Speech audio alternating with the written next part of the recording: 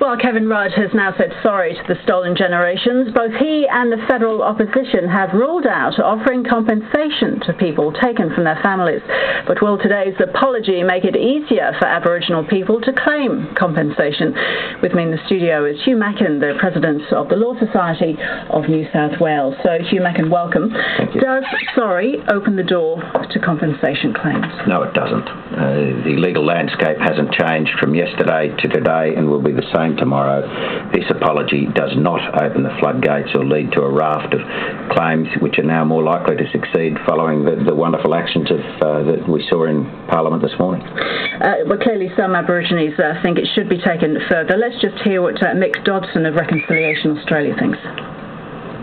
I'd be doing all in my power to persuade this government that they're wrong about compensation, and it's an essential part of reparations, and we've got to work on that as one of the additional steps that in a sense brings closure to the stolen generations. Mick Dodson there. Now, Hugh Mackin, what are you hearing from your members about this? Have they been busy fielding questions about compensation once it was known that this formal apology was to be made? No. The number of claims for compensation which are likely to be brought is very, very small. Less than a handful have ever been brought.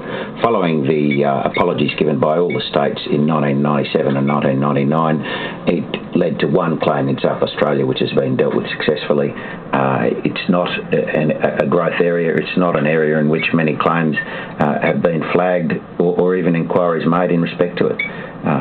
The reasons for that I'm not sure of, but there are very few claims that have ever been made, very few claims that have ever been flagged, and I'm not sure that that's a situation that will change following today. But what about that successful claim that was made in South Australia? Why did that succeed?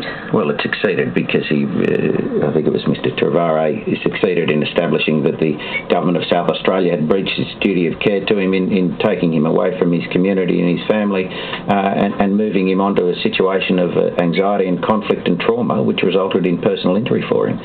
He brought that claim and he succeeded in that claim. Other claims, there's been a claim in New South Wales which was brought but did not succeed for a number of reasons. There's very, very few claims that have ever been brought. There may be some additional claims brought, but I can't really see it. Hugh Mackin, thank you. That's a pleasure. Moving on to other news now. Police in East Timor are planning to name the suspects in Tuesday's shooting attacks on the President and Prime Minister.